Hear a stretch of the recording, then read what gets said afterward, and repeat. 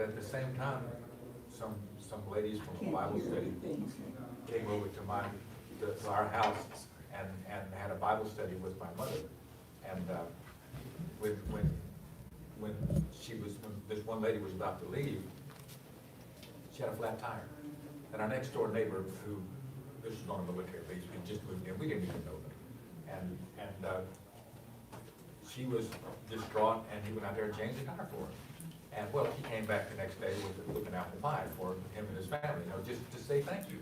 And there are so many ways that, then you see somebody like Mother Teresa, who lives according to the 25th chapter of Matthew, when I was hungry, you fed me. I mean, there are people who are profoundly Christian who can impress the world.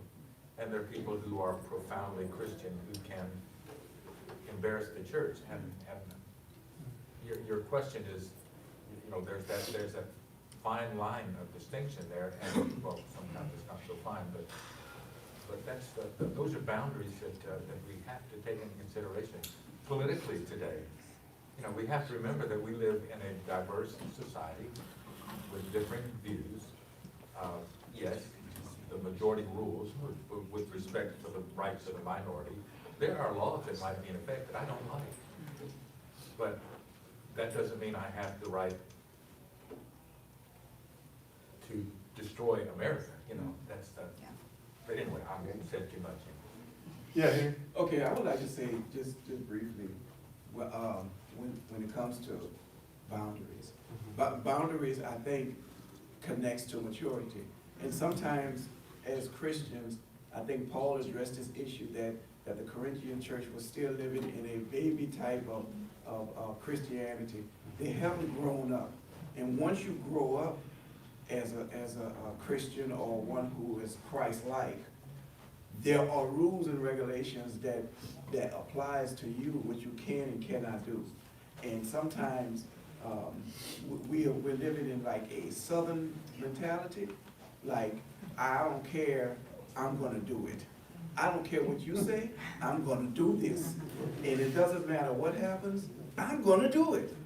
But boundaries teaches you, and this is scripture, is that we're allowed to look at this thing as a whole, because sometimes our I don't care what you think about it or do it could be a disaster, and it's more harm than good.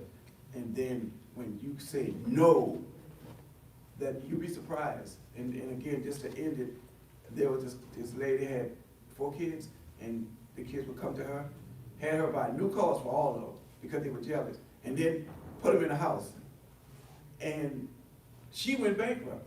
And when she went bankrupt, the kids went on and prospered, and they told her, we're not taking care of you because you were grown enough to understand you should have done this for us. Just let us get all this on our own. But she ended up bankrupt. But my point is, boundaries improves help to a mature Christian. I love that connection to maturity that you made. I think that's really important. Yeah, Alpha.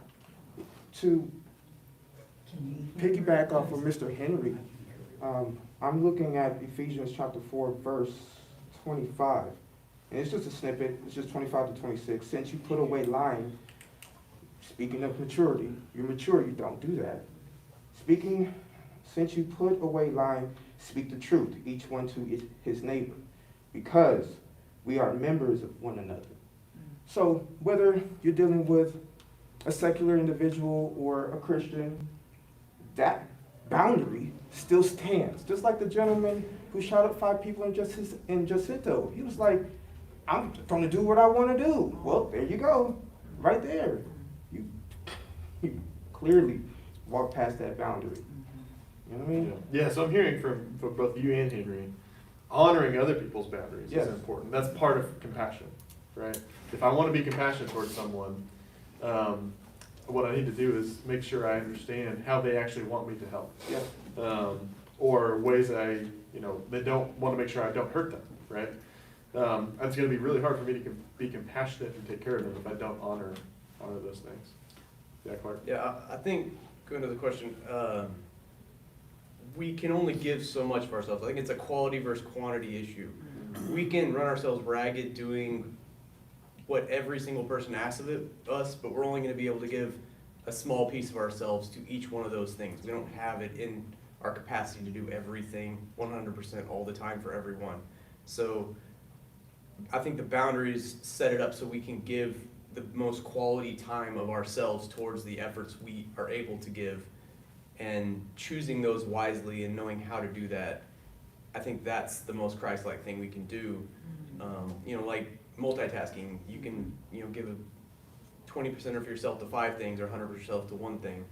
And I think that's a more Christ-like way to act, even if you might have to say no along the way too. I mean, Yeah. sometimes he had to go away and have some, just That's right. some time just between him and God because of the healing and the healing and the healing. And people always wanting something from him, which, he was still human and had to remove himself and kind of go Yeah, we recharge. have a go limited recharge a amount little of bit. resources. Yeah. All of us have, we only have 24 hours in a day. We only have a certain amount of energy, a certain amount of, and even our ability to invest in people. And so we can't say yes to, the reality is we can't say yes to everything. So a lot of boundaries is about deciding what am I going to say yes to? What am I gonna say no? So we heard from a couple of people, well, it just sounds like you're telling us to say no to everything, which is not true, But, the idea of boundaries is what do I need to say no to so that I can say yes to what's most important? Yeah, Donna? And to me, what's behind the no is kind of important. Yeah. Like, is stewardship, like Todd was talking about, and discernment. Discernment to require which one it is. Yeah. Is it stewardship and taking good care of what God's given me and the gifts and skill set? Or is it fear? What if I'm the parable of the talents person, and I'm just afraid and being self-protective and putting up walls to everything? So, there have been times in my life, especially when my kids were your kids' ages, Leigh, that I just asked God, don't let anything come to me. No questions, nothing unless you want me to do it. Just put up a gate and then open the gate for your yeses. And it required that, and God honored that. And probably don't work for it all the time, or maybe that, I don't know, Clark may be skeptical over there of me. but I think that spiritual discernment thing can really come into play in the maturity that Alpha and Andrew were talking about. I'm sorry, Clark. I'll get over it. I'll be over it. Yeah, Glenn? I think we all know what to say. Anyone can tell us, you should do this, you should do that, you should do this, you should do that. But when you're put in that predicament, what do? Do you do what you advise the other person to do? Or do you seek God for it and wait for him to give you an answer? Because I think he sets boundaries for us too. His yeses are his yeses, his nos are his nos. Okay, so I thought this might be an interesting way to kind of get at this. A spectrum up here. 0 over here is I always say no. I tend towards if someone asks me to do something, I'm just not going to do it. Have no problem setting boundaries. Over here, always say yes. If someone asks me to do something, I almost always say yes because I have no boundaries. Just it's free game. Whoever, first come, first serve. What do you want me to do for you? And I'm curious, just in the room, where might you plot yourself? And of course, this is a spectrum, and so I would be surprised if anyone's a 0 or a 10. But we all find ourselves probably on either side of the 5, of the midpoint, right? So I'm curious, just where would you plot yourself, and why? For me, Yeah. there was an old movie with Jim Carrey called Yes Man, and like the premise of it, from what I understand or remember rather, is that he was always a no guy, but then something happened and now he became a yes guy. He said yes to everything, and there was blessings that came out of it. Well, the reality is I am in the middle. Why? Because I don't trust people. You know what I mean? There's a big gate. Big gate. Yeah, so boundaries for you are related to trust. Correct. Yeah, so I'm not going to say yes to someone that I don't know, That I don't don't know, trust. that I don't trust, yeah. But You've gotta what- build trust. Do you find that it's easier to move towards this direction when you do trust someone? Yeah, no doubt. And the reason being is that Ruach HaKodesh, if this flesh don't want to do right, Yeah. it don't. And so that has helped and hurt based off of the experiences I've gone through. Yeah. And so if I'm triggered by an experience, I'm going to say no. Yeah. But to get over that hump and go through that experience that Yahusha wants me to go through, I have to say yes. As So, much as it hurts, just like when Yahusha was crying and tears, take this cup away from me. He didn't want to die, right. but he had to. Yeah. So it's interesting, the more comfortable you get with someone, the more likely, if trust is built, it's easier to say yes. Of course. I'm curious if anyone else resonates with this. For me, it's the opposite. I tend to say yes a lot, and the more I trust you, the more comfortable I am saying no. Why? Why? Why? Because I care about what you think of me, Yeah. right? I want you to like me. And so if I don't know you very well, and I really I'm trying hard to get you to like me, I'm gonna say yes a lot. But if I know we're cool, I'll say no. Does anyone else resonate with that? That's okay. I'm the only one that. Mark me for being anal retentive and obsessive compulsive, but I've noticed that the hash mark is closer to always yes than it is. Okay, well, that's probably subconscious, all right? I will tell you straight up, mine is how, if it's a yes, is this gonna be one that's a one-off, where I can do Yeah. that and it's over? Right, Or is this gonna be an ongoing thing, then I'm way towards the left? right. Transaction. Yeah. Because the first time, once you say yes that first time, Yeah, it's way harder to say no. yeah, I'm gonna that next figure time. out, is this gonna be a recurring thing, then I'm less likely, Right, much. yeah. But then again, people like, some of you remember Judy Corbett, I mean, she had me up on her roof cleaning those pine needles off her gutters so many times, but you can't say no to Judy. You just can't do it. Anyway. You know, at work, I'll hear from a distance, when? Can I get you to do something for me? And I say, it depends. That's good. And then I'll waver my yes or my no. Yeah. But I'm thinking about it as they're, asking me, I always say, will you? Yeah. I'm sorry. I always say, it depends, but like, I can't kill anybody. You know what I mean? Don't ask me to do something. Cause I ain't That's gonna illegal. kill That's where nobody. your boundary Yeah. Yeah, I mean. That is a good boundary. That's a good healthy boundary. Yeah. Yeah. Well, I just find when it comes to charity, if somebody asks me, even though I know it's a horrible idea and I'm gonna hate it, I always say, I can't say no, I always say yes. If the charity is something I believe in, even if I'm gonna hate it. But then, you'll go into the old checkout and go, would you like to round up for Save the Children? Like, nope. Yo. And then I just feel like a corporation shouldn't be asking me for 57 cents. But if I want to go donate my 4 hours, that's on me. And people are always amazed, their eyes get like that when I say, nope. Everybody else says yes. Absolutely not. And that's the thing, I think that's part of society. Sometimes society will help you make the yes or no answer. Oh. Like he just said, you'll see on TV all these charities and stuff, the positive, but then when you hear the negative, you already don't wanna do it. But you hear the negative, that's your opportunity when someone asks you, no. Right, right. Gives you the excuse you feel like you need, yeah. Yeah, when I was, a couple of weeks ago, I remember, we were talking about in class, so now at work, I know that, we have an engineer that most of the time, he's the go-to guy that solves and fixes everything. Now, some of the stuff that people bring him are personal projects sometimes, nothing work-related. And so I went up to him and I was like, hey, could you help me fix, my computer? And I immediately was like, it's okay for you to tell me no. And that's fine. I'm not gonna get offended. I know that, I'm asking you a personal favor. It's okay if you tell me no, and if you tell me yes, also let me know where you wanna go get lunch at.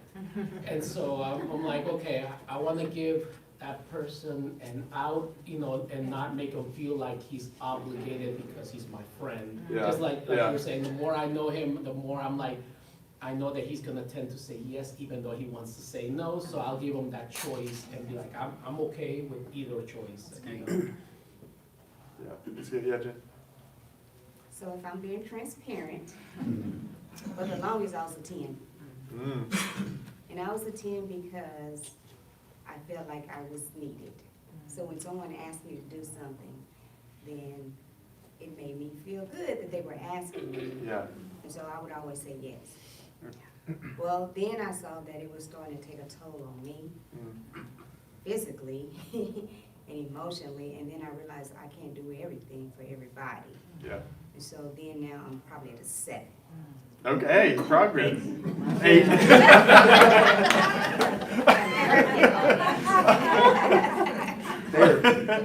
That's, well, okay, and that was one of the questions I was gonna ask is, has anyone experienced movement along here as you've gotten older?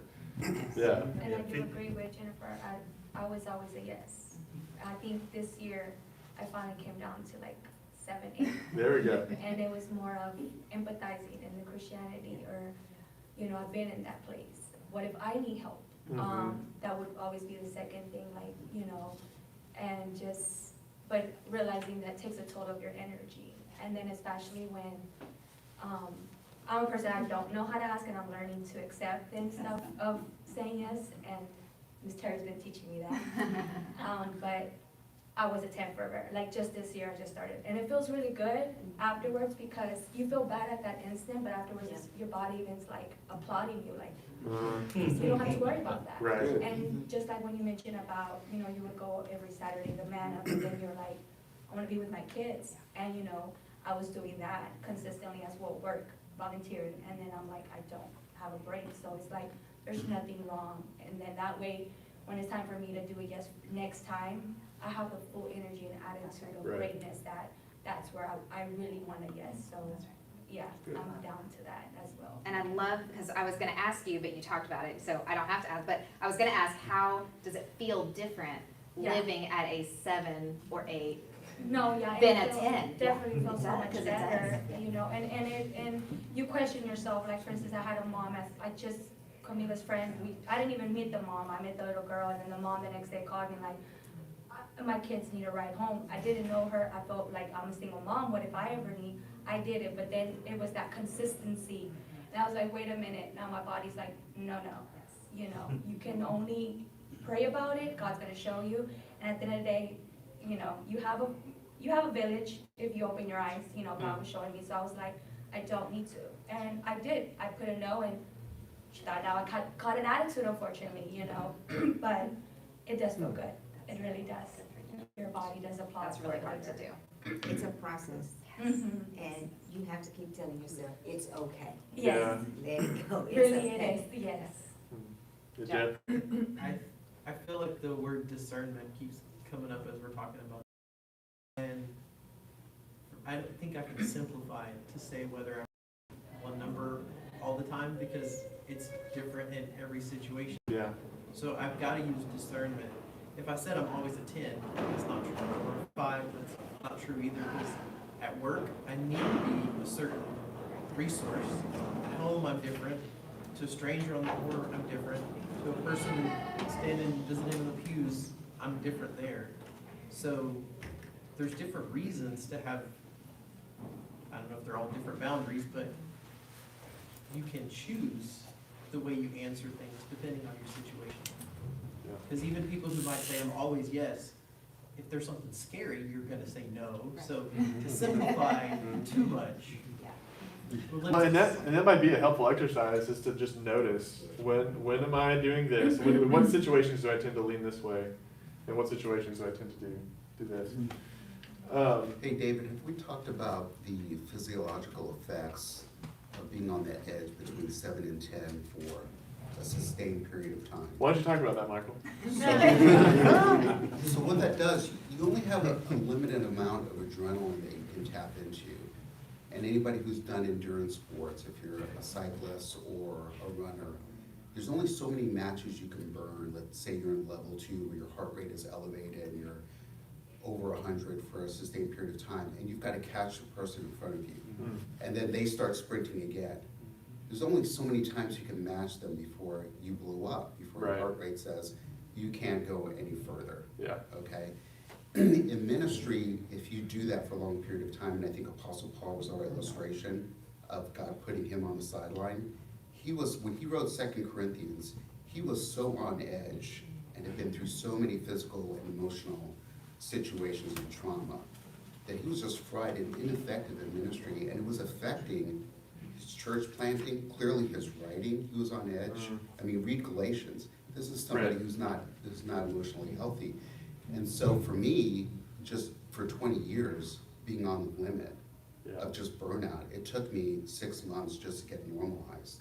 And when I came back, I went to a funeral, and there were so many people who were connecting with me. I came home and I slept like for 4 hours. Yeah. And Tim was like, "Are you okay?" I was like, I'm trying to heal. That took so much out of me. Yeah. And I'm just now starting to get why I feel normal in ministry. Yeah. So if you're just going for 20 years nonstop, between a 7 and a 10, it's unsustainable, and you will not be able to finish a race. Yeah. And so that makes me think too, I think we've talked about this. There's a theologian, pastor guy named Brad Jersak, who actually, he was kind of the same story. He was in ministry, and for a long time, he was living here. And it came to a point where his physical health was deteriorating, and what he actually did to get help was to go to an AA group, like a 12-step group, for codependency, right? Which codependency often looks like this. I'm going to say yes to everything because I don't have a filter, right? Everyone else's thoughts about me are what is true about me, and so I've got to do all these things. And he actually got to a place where I've got to get out of ministry because I'm not physically capable of doing this anymore because I've lived so long in this area. So the physical toll of that is real, absolutely. And depression and anxiety, which is the fruit of that, and not necessarily a bad thing because that's how God sidelines you. You're recognizing that you're anxious, you're depressed. The most important relationships, your family relationships, with your spouse, with your children, grandchildren, are all on edge and not healthy. Yeah. And God's going to say, I'm going to take you out, get healthy, so you can finish your race. Yeah. And I think as a congregation, we can have a greater awareness and appreciation for our leaders that way, to make sure that they're healthy and happy and taking care of those relationships is really important. Yeah, absolutely. I think it's hard too when you have lived in that space for so long and you see the people around you living in a similar way, because lots of people have a hard time saying no, and most of I can't speak for everyone, a lot of Americans are living at a pace that is really too fast to be healthy. Yeah. And it's really hard because we live by comparing ourselves to other people, and we kind of gauge where we're at. And it's hard when that's the world you're living in to do something like stop and rest and turn something down or not jump at the next opportunity. It's countercultural, but it's healthy, like what Michael is talking about. Yeah. The Hebrews, they had that same problem where in Judges, Yahweh said, I am your judge, I am your God. But they wanted to be like everybody else. Imagine People magazine back then. They're looking at the magazine and saying, ooh, King Hezekiah or King such and such. I want to be like them, keeping up with the Kardashians type of thing. And they, to their own demise, went into slavery, Babylon, Assyria, Tyre. Yeah. So it's catching up mentally and emotionally to where it physically will harm you. And I think it's good to have someone that you trust. You think of Moses' father-in-law. He recognized, hey, you're doing something, but it's not good for you. And it's good to have that. Because if you stay in a 10, you're always saying yes, then you don't have a counter to look at. As I get older, I'm starting to move from that. I used to be able to say yes, and I'm going to start to say, well, let's reconsider. And it's recognizing that someone else recognizes it also. That's also key to start moving and having those boundaries. If someone not healthy, because I do mentoring with kids, And boundaries is critical, because I will say yes, I'm like, wait a minute, he's asking me for this, needs to be a boundary. Yeah. Or it could be their mother, you know, they're a single parent, I need this, like, wait a minute, okay, I can't keep saying yes because something else is gonna happen.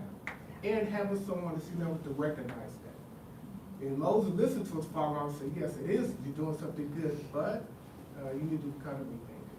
And that's also good to do that. So if you stay in your yes all the time, you don't have someone to give you an account, I'm just gonna say yes and do it.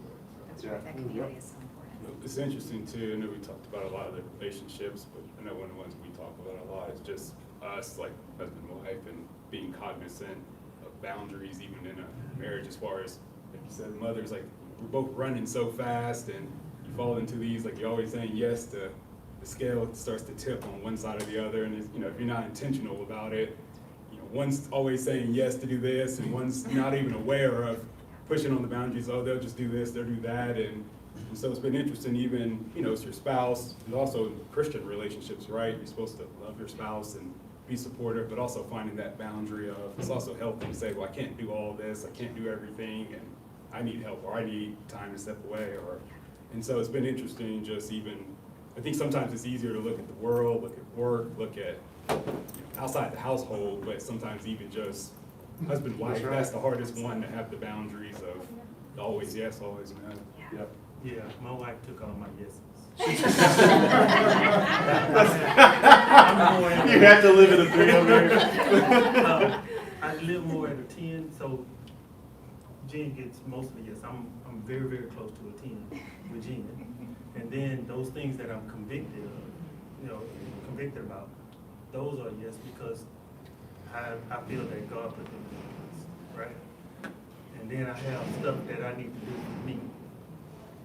And then everything else is on this side of 5. Yeah. You know what I'm saying? Yeah. And I pick and choose what it is, what it is. And usually it's just how I feel about whatever came. And I'm okay with it. And it took me a while because I'm the youngest in the family, so I was always under my family's finger, being young. I grew up in a church where everybody was older than me, kind of kept me. So it took me a little while to get grown. Yeah. But when I got grown, yeah, I overused no. I had to dial it back up a little bit. Well, that's good. I think it's helpful too. I mean, you were joking at first, but Jen, using your yeses, I feel like that's something couples have to be aware of, because anytime I say yes to something, that means probably Kristen's watching the kids, or she's like, there's something else going on in our life that she's going to have to cover for me in order to say yes to this. And so there's a real teamwork there that you have to be cognizant of when you're dealing with boundaries, for sure. Yeah, Clark. I would say a defining, impactful moment was with the pandemic, where everything became no except for Yeah. the circle you were in. That's right. And I think before that, I was very close to 10. And through that experience of having more intentional time, Laura's laughing. I don't know what that means. But, a 10 for you, Clark. Coming out of the pandemic, I think I intentionally wanted to set up more no's, make sure I said no more often, so that I could have more of that intentional family time, or whatever the case might be, that I appreciated from the time in the pandemic. Yeah. I sort of came out of that saying, I'm gonna say no more, because I know the benefit that this is doing for me. Yeah. You know, coming out of it, obviously you want to say yes to things because you have the opportunity now, but I think that was a defining moment that I chose to take advantage of going out of that. Yeah, for sure. I think that was, for all the things that COVID was, that was one of the gifts of it, I think. And I think it helped with discernment. It's like, you don't even realize how many things you're saying yes to until you have to say no to everything. And then you realize, oh my gosh, how much time do I have? Then you get to rebuild. That's right. And then you intentionally, get which to is- decide. We never get that opportunity. But if you were that person that said yes, you just put on your mask and you go. Because Right. that was me. I didn't say no during the pandemic. I Yeah. just put on my mask and I went. Yeah. Yeah. Well, and you said something really important earlier. You said when you were at a 10, you liked the way it felt when people needed you. So just for, we're not gonna go into this because we don't have time, but just for future research, and if this is something that resonates with you, the word codependency, that is what that is. And it is such an important concept and word, and I think it comes up all the time in churches and faith communities. I would venture to say 99% of ministers are codependent with their churches, which is probably patterns that show up in other places in their life too. It But- looks good and it feels good, but it's not healthy. Yeah. Right. So, yeah. Donna? Sorry. Donna's making a face. I'm curious. I'm pondering something, because I feel like because we're all here this morning, our class is heavy on people who are be on the right side of, like, towards yes. Yeah, the people who say no aren't here. I really, Dorian has me thinking, and what y'all have said, those who've said anything about trust, what our obligation, our responsibility is towards being trustworthy for people to come out of their no. You know, to make it safe for those people that, I've been paralyzed in no before. And that's a thing where you also need that discerning friend to help loosen you up. Is that a false boundary, like some hard wall that they've put up that? Well, you talked about that earlier when you talked about motivation, which I love that you brought that up, because like you said, if you're motivated out of fear or out of, you know, maybe that's not a healthy boundary. It can be a boundary without being healthy. Or maybe it was a boundary that worked for you for 15 years, but it's not working for you anymore because for whatever reason, you know, you're seeing the impacts of saying no to that all the time, or whatever the situation is. That discernment plays a huge role, and I think that community, like you said, all of that. Yeah. All right, so we are quickly running out of time. Yes, we are. And there is an audio clip that I really want to share with you guys. I think it's really helpful, and I'll let you talk about it. Yeah, so what you're gonna hear, as we've talked about the relationship between boundaries and love, boundaries and compassion. This is an audio clip from a podcast that Brene Brown was on, and she is talking about a study that they did where they did a study of people in compassionate professions. So she's gonna talk about this. It's very hard to have compassion for people who have been hurt when their choice to deal with that hurt is by hurting others. I think it reminds me of this work that we do in our trainings where we talk about living big, what boundaries need to be in place for me to be in my integrity and generous towards you. This was over a decade ago when we first started doing research on compassion. I had this list, this stack of people that were so freaking compassionate. I mean, I'm literally like monks and nuns and I'm talking like really super compassionate people. And we were trying to figure out what variables do they share in common, because that's what you do as a qualitative researcher. And my hypothesis was spirituality, but it wasn't at all. In fact, some of them were agnostic, atheist, no. So I was like, okay, the most compassionate people that we've interviewed, and we've crossed 1 million pieces of data at this point. Like, what do they have in common? And the number one variable was boundaries. It's very hard for me to be compassionate and loving toward you and whatever story you hold about your hurt and your pain. You are being disrespectful of my boundaries. How's that resonate with you? For me, I resonate in the manner of, like you said, pandemic. It's still going on, folks, but when I'm at the grocery store and no one does that 6 feet distance, I'm like, dude, move. That type of boundary. You're still not cognizant that this is still going on, and you're like, I do what I want. Okay. Until you get sick.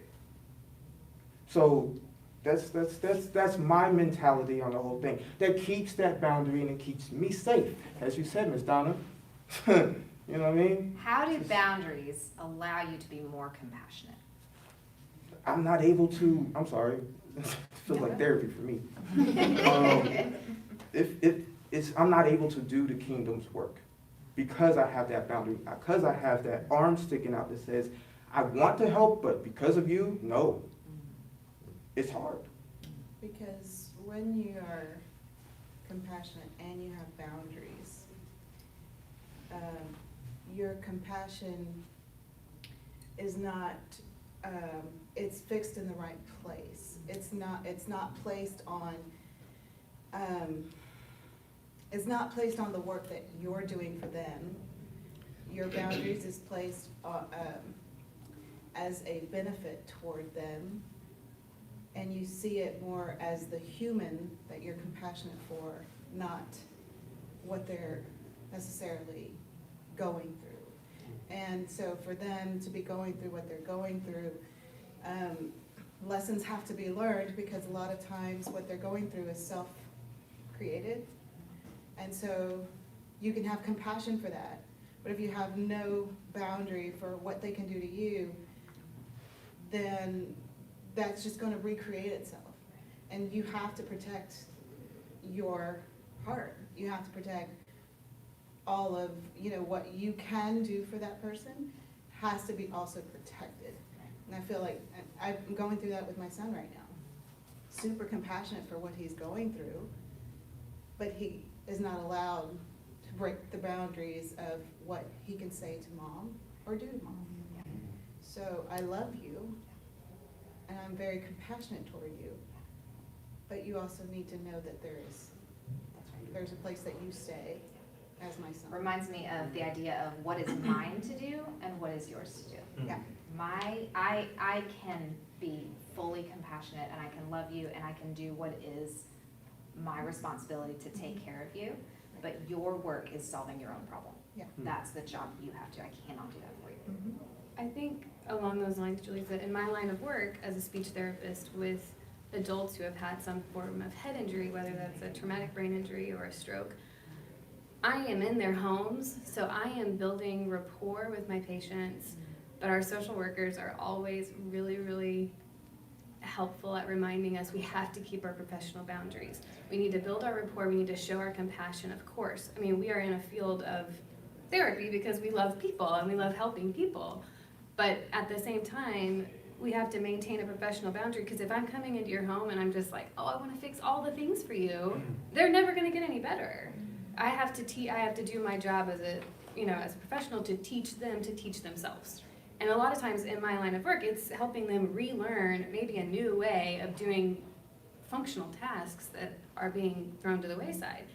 But if I don't have that boundary, and it could be with families and children, but I was thinking professionally, I'm still showing compassion, I'm still loving on them, but at the same time, I have to let them help themselves, or they will never get any better. Yes.